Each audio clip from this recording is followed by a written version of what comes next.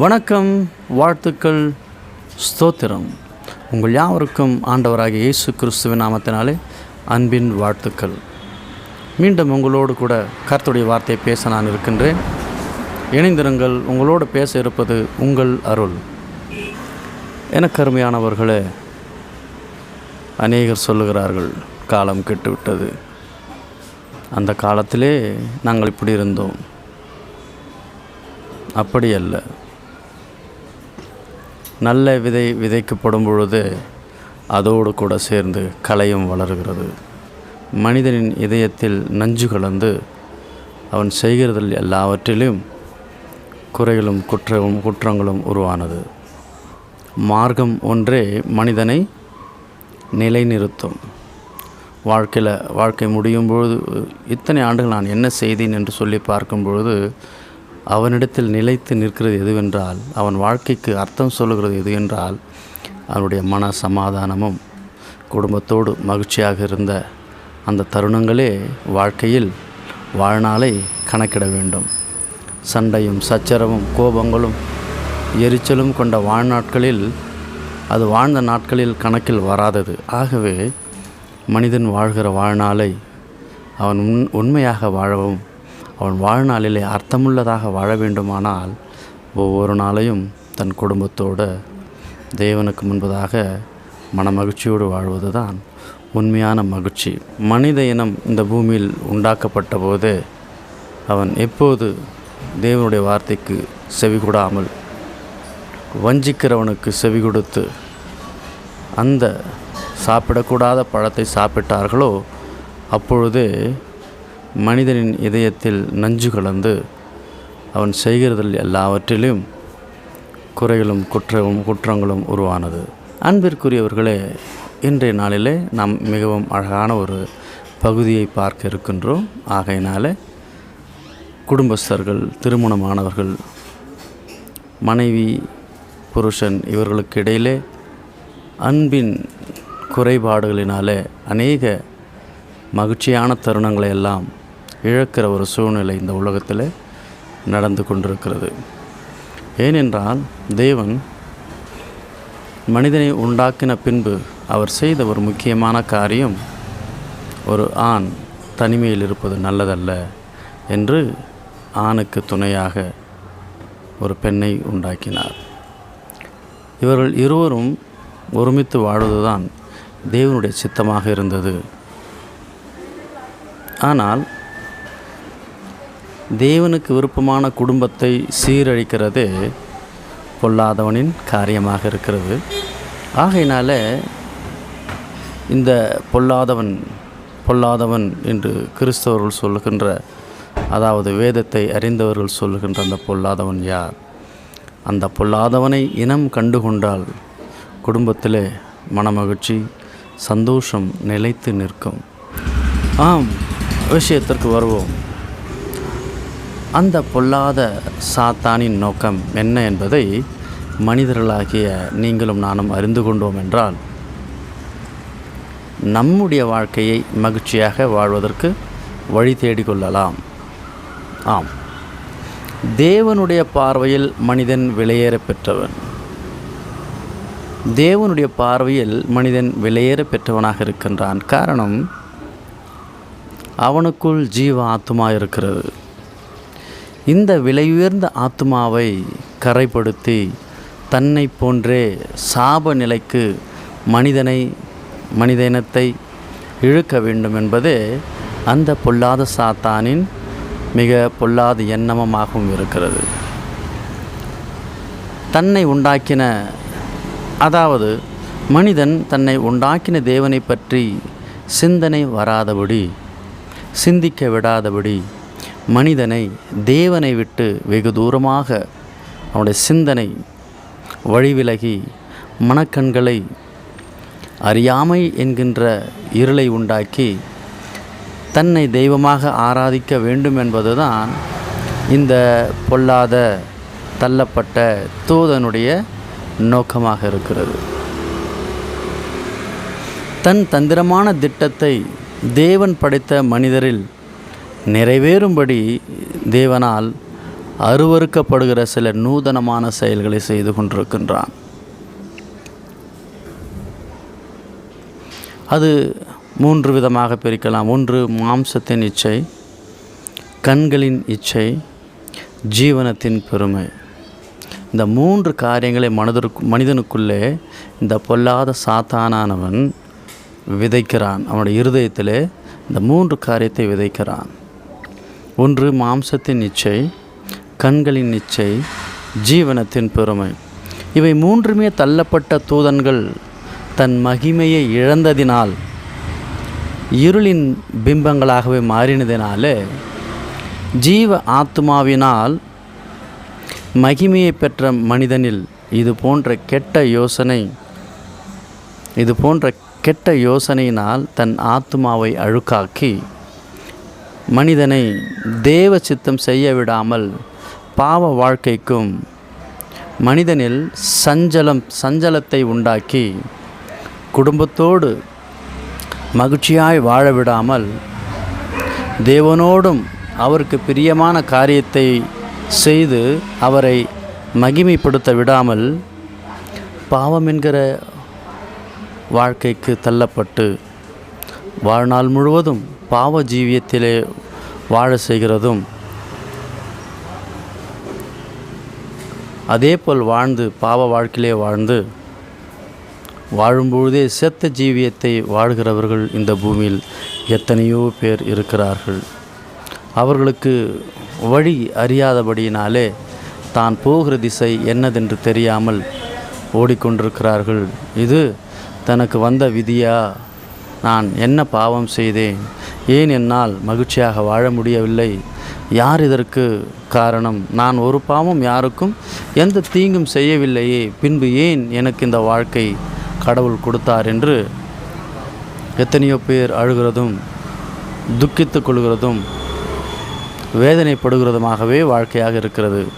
எனது அன்பிற்குரியவர்களே, உன்னையும் என்னையும் உங்களையும் எல்லா மனித இனத்தையும் உண்டாக்கின தேவன் ஒரு நாளும் அவர்களுக்குள்ளே இப்படி ஒரு சாபமான வாழ்க்கையை தேவன் கட்டளிடவில்லை.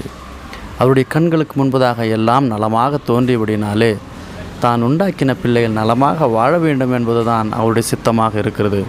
ஆனால் இந்த பொல்லாத சாத்தானின் சதியினாலே மனிதரை வஞ்சித்து பாவத்தில் தள்ளி தேவனுடைய மகிமையை காணாதபடியாகவும் உண்மையான மகிழ்ச்சியை குடும்பத்தில் இல்லாதபடி அந்த சாத்தானானவன் மனிதனுக்கு இந்த காரியத்தை செய்கின்றான்.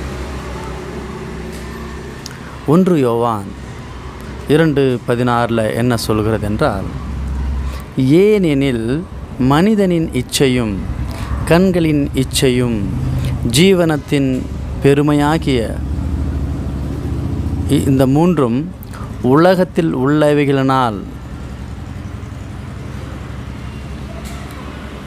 உண்டானவை, பிதாவினால் உண்டானவைகள் அல்ல. அவைகள் உலகத்தினால் உண்டானவைகள். உலகத்தினால் உண்டானவைகள் என்றால் அந்த பொல்லாத சாத்தான் அந்த ஏதேனிலே அவன் மனிதனை வஞ்சத்தினால அந்த தேவ மகிமையை மனிதன் இழந்து விட்டான். எனவே ஆணவம், ஆகாமியம் மற்றும் மாயை ஆகிய இந்த 3 குற்றங்களை மனிதனில் உண்டாக்கக்கூடிய இச்சை எதுவென்றால் இந்த மாம்சத்தின் இச்சை மற்றும் ஜீவனத்தின் பெருமை. இந்த மூன்றிலும் இந்த மனித குலத்தை மாசடைய செய்கின்றான். இந்த பொல்லாத சாத்தானவன் மனிதனுடைய இதயத்தை மாசாக்கி விடுகின்றான். இதனால் இதை செய்கிறவன் அந்த பொல்லாதவன் தான். தள்ளப்பட்ட தலைமை தூதனானவன் தன் மகிமையை இழந்து தன்னுடன் சேர்ந்து விழுந்த தள்ளப்பட்ட அநேக தன்னுடைய சிஷியன்களை அவனோடு கூட வைத்துக்கொண்டு, அதாவது நாம் என்ன சொல்கிறோம் என்றால் அவனை பொல்லாத சாத்தான் என்றும் பேய்கள் என்றும் பிசாசுகள் என்றும் சொல்லி கொண்டிருக்கிறோம். அது உண்மையும்தான். அவருடைய உதவினாலே அவன் உலகெங்கும் யாரை வஞ்சிக்கலாமோ என்று வகை தேடி தெரிந்து கொண்டிருக்கின்றான். ஆகையினாலே மனித இனமான நாம்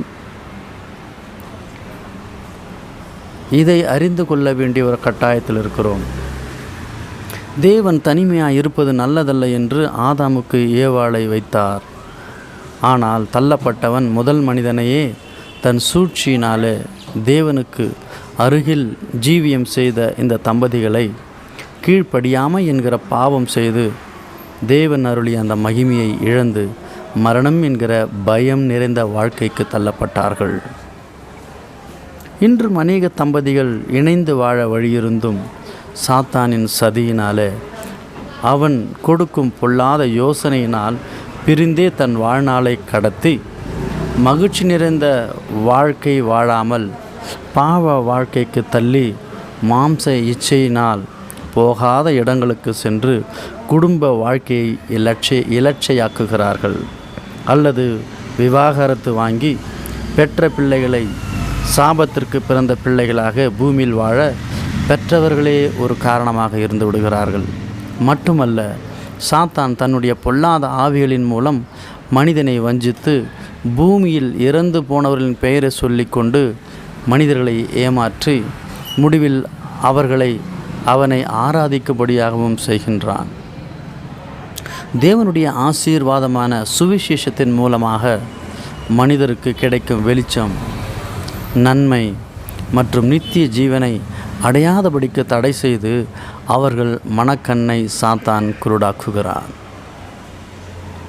தேவனுடைய சாயலாயிருக்கிற கிறிஸ்துவின் மகிமையான சுவிசேஷத்தின் ஒளி அவ்விசுவாசிகளாகிய அவர்களுக்கு பிரகாசமாயிராதபடிக்கு இப்பிரபஞ்சத்தின் தேவனானவன் அவர்களுடைய மனக்கண்ணை குருடாக்கினான் என்று 2 கொரிந்தியர் 4வது அதிகாரம் 4வது வசனம் இப்படியாக நமக்கு சொல்லுகிறது. எனக்கு பலி கொடு, எனக்கு காணிக்கை கொடு, என்னை கும்பிடு என்று பொல்லாத ஆவிகள் மக்களை பயமுறுத்தி அதன் பலனாக அவர்கள் பயந்து அந்த ஆவிகளை சமாதானப்படுத்தும் விதமாக அவைகளின் விருப்பத்தின்படியும் செய்யவும் எத்தனையோ ஜனங்கள் இன்றும் இருக்கிறார்கள். இதையெல்லாம் ஒரு அறியாமையின் ஒரு பிடியில் சிக்கி இருக்கிறதுனால அந்த உண்மையான சத்தியத்தையும் ஜீவியத்தின் அறியாமல் இருக்கிறபடினாலே இது போன்ற காரியங்களுக்கு பயந்து நம்முடைய வாழ்க்கையை நாம் வாழாமல் சாத்தானின் பிடியிலே சிக்கியிருக்கிறார்கள். மனக்கண்களுக்கு வெளிச்சம் அல்லது அறியாமல் இருளை போக்க வேண்டுமானால் மெய் ஞானத்தை அறிந்து கொள்ள வேண்டும். அந்த மெய்யான ஞானம் என்றால் இது அந்த மெய்யான ஒளி. அந்த மெய்யான ஒளி யார் என்றால் இந்த உலகத்தில் தேவனுக்கு குமாரனாக இருந்தாலும் இந்த பூமியிலே மனிதனுடைய அவதாரத்தை எடுத்து மனிதர்களுக்காக தன்னை அர்ப்பணம் செய்து பாவ நிவாரண பலியாக ஒப்பு கொடுத்து அவரே அநேக வசனங்களினாலே அவரை குறித்து அவரே சாட்சி கொடுத்திருக்கிறார். அந்த மெய்யான ஒளி ஒருவனுடைய இருதயத்தில் ஒளியை ஏற்றுவார்களானால் அவருடைய வாழ்க்கை மாறுகிறது. இது மதமல்ல, மார்க்கம் என்கிற உண்மையை மனிதனானவன் அறிந்து கொள்ள வேண்டும். மதம் ஒரு நாளும் மனிதனை மாற்றுவது முடியாது. அது ஒரு சடங்காச்சாரமாகவும் அது ஒரு செய்ய வேண்டும், ஏதோ நான் செய்ய வேண்டும், செய்து கொண்டிருக்கின்றேன் என்று இருக்குமே தவிர உள்ளான மனம் மாறும் பொழுதே அந்த மார்க்கத்தை நாம் அறிந்து கொள்ள முடியும். ஏனெனில் யோவான் 8வது அதிகாரம் 12வது வசனம் என்ன சொல்கிறது என்றால், நான் உலகத்திற்கு ஒளியாயிருக்கின்றேன், என்னை பின்பற்றுகிறவன் இருளிலே நடவாமல் ஜீவ ஒளியை அடைந்திருப்பான் என்று நம்மை பார்த்து நல் வழி வாழ இயேசு கிறிஸ்து அறிவுறுத்துகின்றார். ஏனென்றால் அநேக ஜனங்களுக்கு வாழ்க்கையின் ஒளியை அறியாதபடியினாலே சண்டை, சச்சரவு, குழப்பங்கள் நிறைந்த ஒரு வாழ்க்கை வாழ்ந்து கொண்டிருக்கிறார்கள். அவரை நாம் அறியும் பொழுது அவர் நமக்கு கொடுக்கின்ற அந்த மெய் ஞானத்தினாலே உலகத்தை அறிந்து கொள்ளலாம். உலகத்தில் உள்ளவன் யார், இந்த உலகத்தின் உள்ளவனுடைய காரியம் என்ன, அவன் குடும்பத்தை எப்படி வஞ்சிப்பான், குடும்பத்தை எப்படி பிரிப்பான், குடும்பத்தின் சமாதானத்தை எப்படி கெடுப்பான் என்பதை நாம் அறிந்து கொண்டோமானால் குடும்பங்களிலே நடக்கிற சிறிய சிறிய தவறுகளை சிறிய சிறிய வார்த்தைகளை பெரிதுபடுத்தாமல் நமக்குள்ளாகவே அதை ஒருவருக்குள் ஒருவர் மன்னித்து தீர்த்து கொண்டோமானால் நம்முடைய வாழ்க்கையை நாம் வாழ முடியும். உலகத்திலே வந்து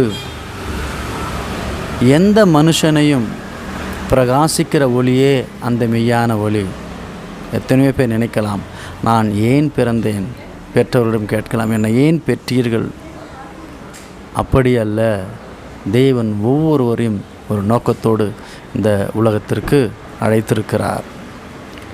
அழைத்த தேவனை நாம் அறிந்து கொள்வது தான் மெய்யான ஒளி. அந்த அழைத்த நோக்கத்தை அறிந்து கொண்டோமானால் இந்த உலகத்தில் உள்ளவர்களிடத்திலும் குடும்பத்தில் உள்ளவர்களிடத்திலும் சண்டை போடுவது அது ஒரு இழுக்கானது, அது தேவையில்லாது என்பதை நாம் உணர்ந்து கொள்ளலாம். அப்படி உண்மையையும் இரகசியத்தையும் அறியாதவர்கள்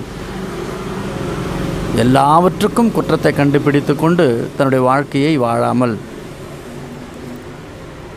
தேவனை தன்னுடைய வாழ்க்கையை இலட்சியாக்குகிறார்கள், வீணாக்குகிறார்கள் என்று சொல்லலாம்.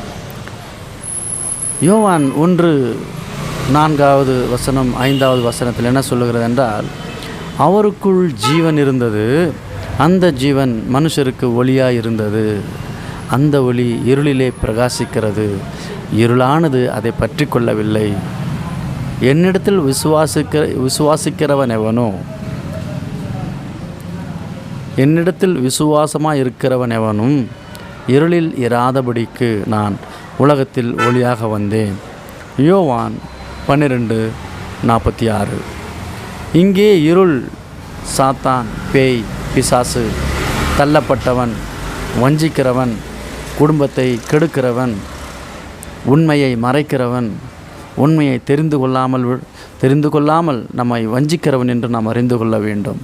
ஆம், இருளிலே எந்த பொருளையும் காண முடியாது, நல்லது கெட்டது தெரியாது. இப்படிப்பட்ட நேரங்களில் நாம் எதையும் உலகத்தையும் பார்க்க முடியாது, யாரையும் அறிய முடியாது.